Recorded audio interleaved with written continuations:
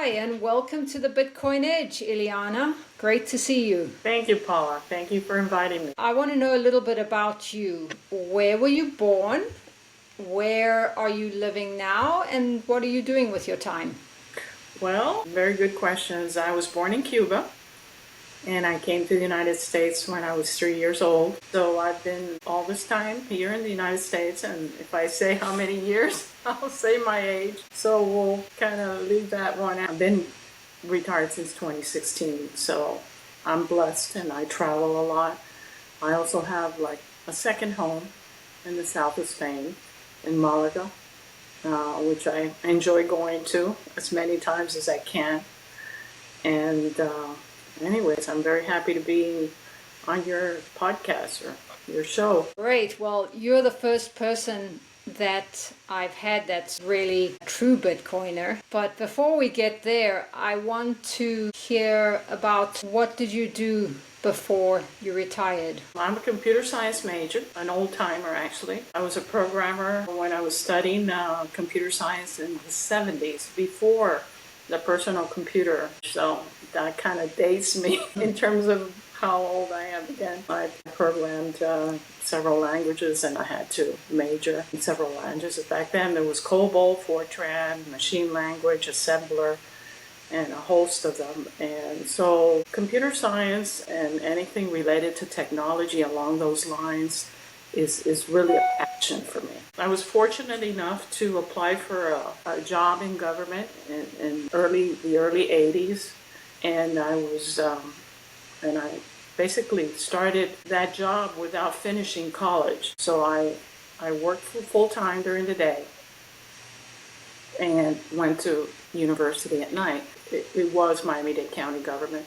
I'll work here for a few years, and then when I finish my university and my master's degree, I'll go to the private sector. Well, it did not happen. I worked 37 years for Miami-Dade County. And so in many ways, I feel I was blessed, because I started in urban planning, and even further, more blessed than I thought, because I worked with a lot of economists back then and geographers. And even though my major was in computers, I had this background of urban planning, geographers, architects, geographers and geologists. Through the years, I kind of expanded to other fields and other departments, and I was blessed to have the opportunity to work in many different positions as I escalated in government. So in 2016, I retired as a computer services manager for 3 departments, and very proud of my achievements. Well-deserved retirement. How did you find Bitcoin? Bitcoin, interestingly enough, is something I wish I had known about it back in 2010, 2011, 12. Although in retrospect, my son would say, years before now, that he knew about it, but he was kind of scared. My real entrance into Bitcoin was with these friends of ours that took some trading classes, interestingly enough, in stocks. And then that led them to explore the crypto world. And then they came over one day and talked about it, and that got me interested. And the more I got interested, the more I learned, and the more I went into, learning books, articles, and podcasts, and you name it. And here I am. So you got in, like most people, probably for the number go up. Have you learned more about Bitcoin? Oh, yes. Since you've started studying it? And yeah, it's been about 5 years, and it's been a journey, because as I started it felt risky. It felt like very volatile. Obviously it has been, but all along I saw it as an opportunity for me to build another little nest egg in case my real nest egg would go down someday, because you don't know, the inflation, printing of money, all the situations that you hear about in the news are very scary. So did you know about all that before Bitcoin? You mean the economics of how volatile are the inflation? Yeah, how money is controlled by central governments, and all the different interplays of economies and how governments control. And that's something obviously indirectly I work with. There's a lot I can talk about there. having started also in that department, the planning department back in the 80s, and having the blessing of working with certain people that were investors, they also got me investing in the stock market in my early 20s. That was like a topic that most people didn't want to talk about, or they would tell me, why are you investing in your 20s? That's 40 years away. You're crazy. And they would kind of like label me a nerd because I would invest in certain stocks or basically started my IRA in my early 20s. So it's just something that, not that I was passionate about because I didn't have much time, but I started building little things here and there. Well, you were ahead of your time. In my early 20s and late 20s, I certainly wasn't thinking about that. The numbers show if you start in your early 20s and start investing, you are so much further ahead and ready to retire than most people. So good for you. And still my son, because he's in his early 30s. And I tell him the earlier you start investing, whether it's crypto or stocks or IRAs, the better off you are in being able to retire early. You mentioned your son.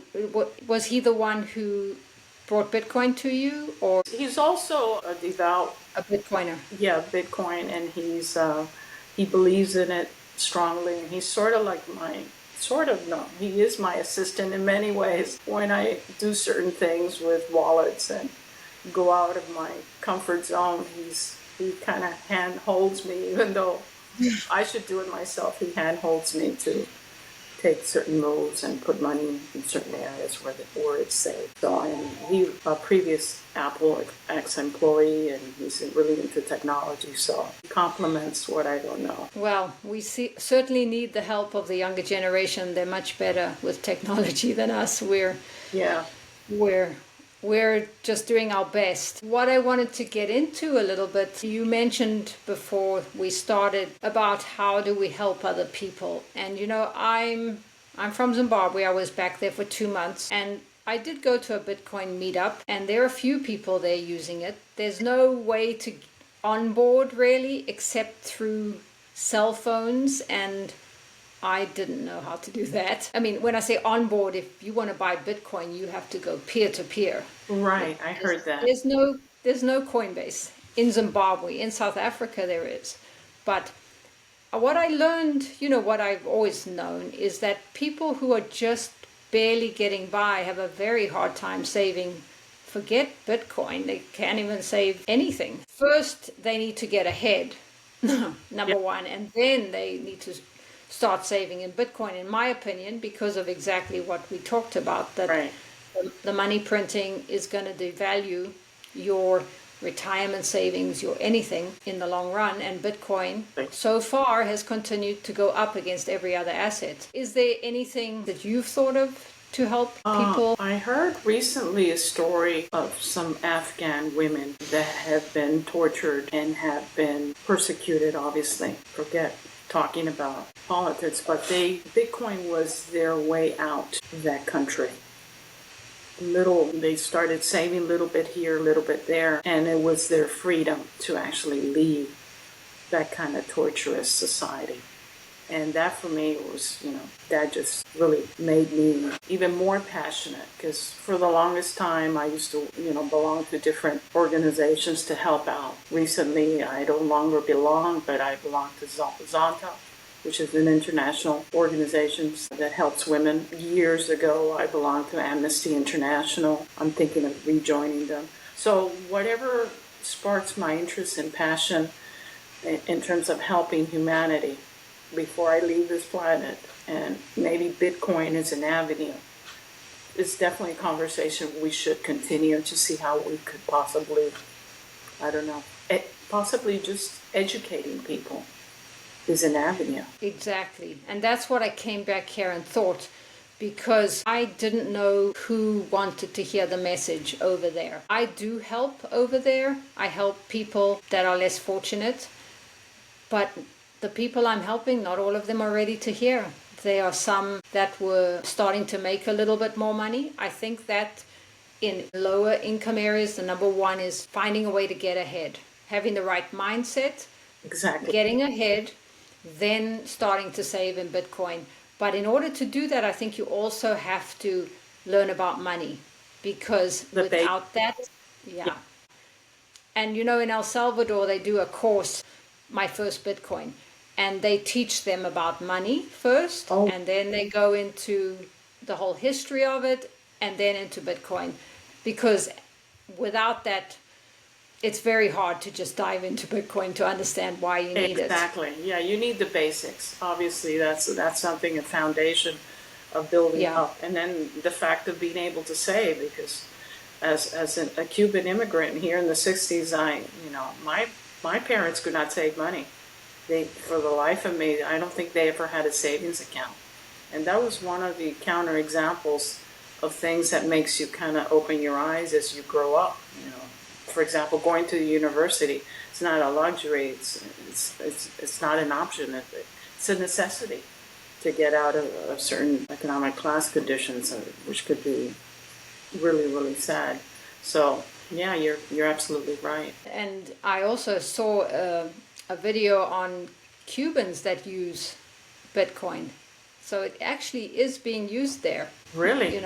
Yeah. I would think it's very little, though. I would think it would be related to the people in government, because the most people in Cuba are extremely, I hate to say the word, but they're dirt poor.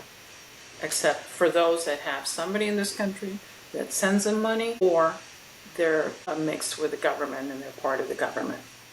Yeah. Anybody who can get their hands on a little bit of Bitcoin is going to benefit long term. So do you have many friends besides your son who you use Bitcoin or talk about it, or is still not too many? Just those two friends of ours, my partner and I, those two friends that are into crypto, and my son and some of his friends. But most of the people I know or socialize with, it's a taboo subject, so I don't bring it up. I've actually brought it up once or twice through the years, and people kind of look at you strange, and they'll tell you it's a Ponzi scheme, or they don't believe in it. And so I try not to give my opinions, because again, it's like talking about politics. I'd rather not say anything. I agree. That's why it's nice to have some like-minded people. Yeah. And what are some of the influences and, where you get your information? I try to wake up as early as possible every morning. Yeah. Usually between 5:30 and 6, because I'm a morning person. And I'll go into YouTube. There's a lot of good YouTube shows out there. Actually, some of them outside of the country, some of them inside. A lot of good podcasts. A lot of good TED Talks. Spotify has a lot of audiobooks. So I try to kind of like search to try to see the latest news and or history of the news of how Bitcoin was created. Because there's a lot of history podcasts as well. So there's always something to learn by searching. So you're constantly learning. I try to, not just in the realm of Bitcoin, but in other crypto stable coins. And also I love history, I love economics. I'm passionate about always learning. I try to practice my French in the morning too. Try to go into the little Duolingo app and try to at least do an hour of French to try to keep up. So, and then when people tell what are you doing? Are you bored since you retired? And I tell them, I hardly do anything, because that's what they want to hear. Obviously, I'm not. I'm extremely busy all the time. That's wonderful. Wonderful. So for our last question, besides Bitcoin, what else are you passionate about? Traveling, learning about cultures, learning about food and cuisines and people, and just seeing people with other ways of life. And that brings us to being more open, I think, and being more passionate about just being more human. I think traveling brings that. I love that. And then it means I have one more question, because I thought about it. There's much more to Bitcoin than just number go up.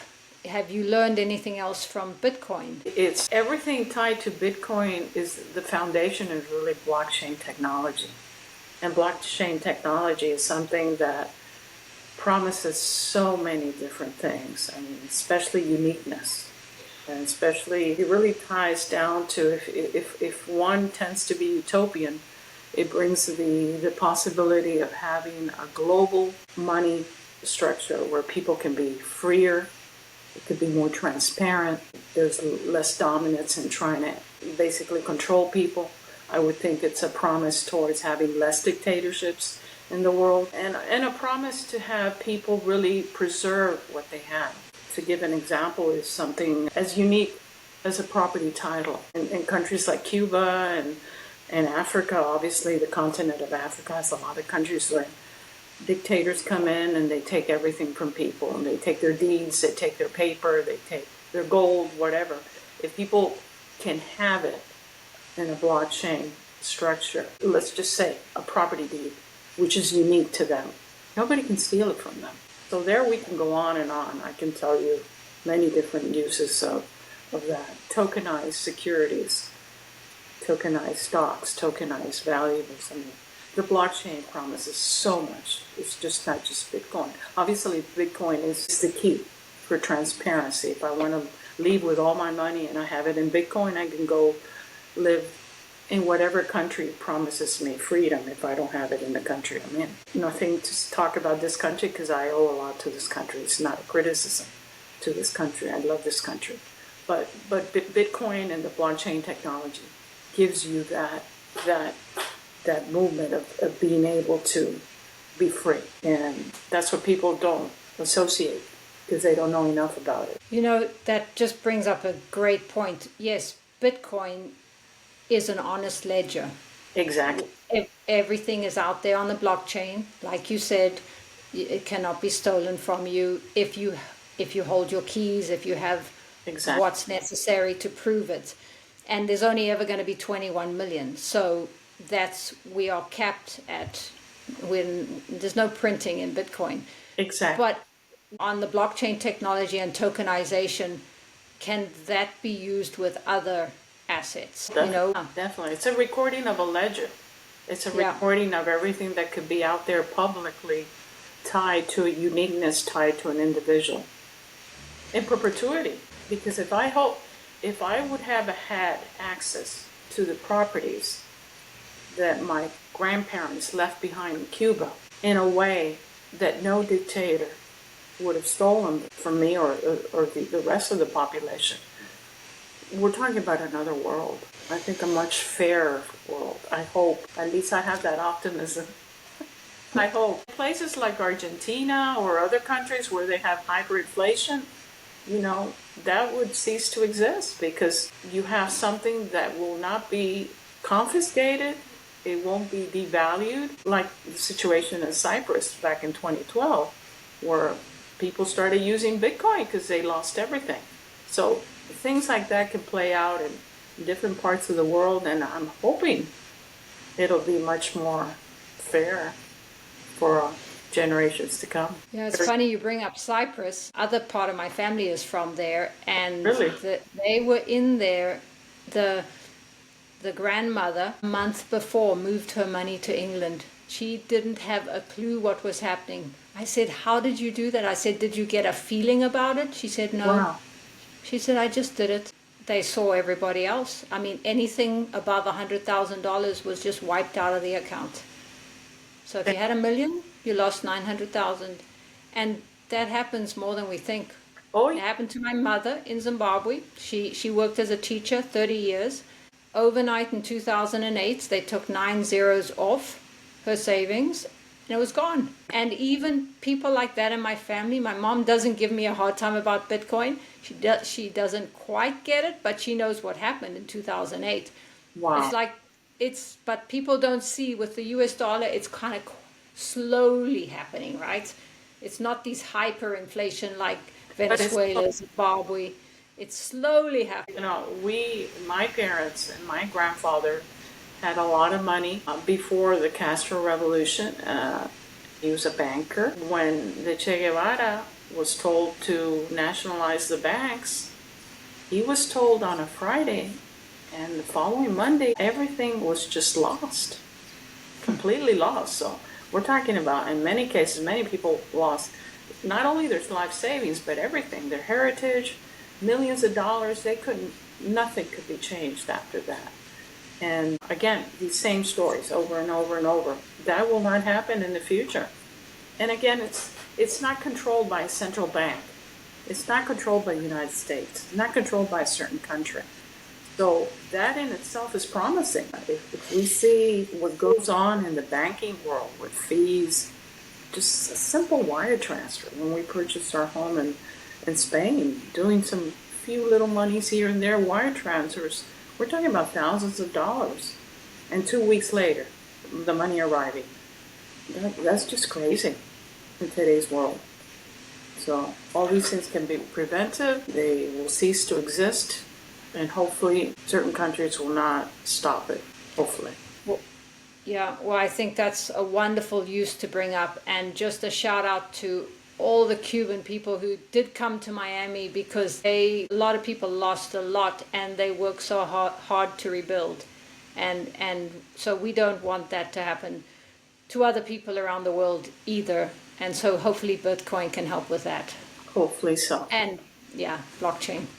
So thank you very much, You're Ileana. I really appreciate it. You're welcome.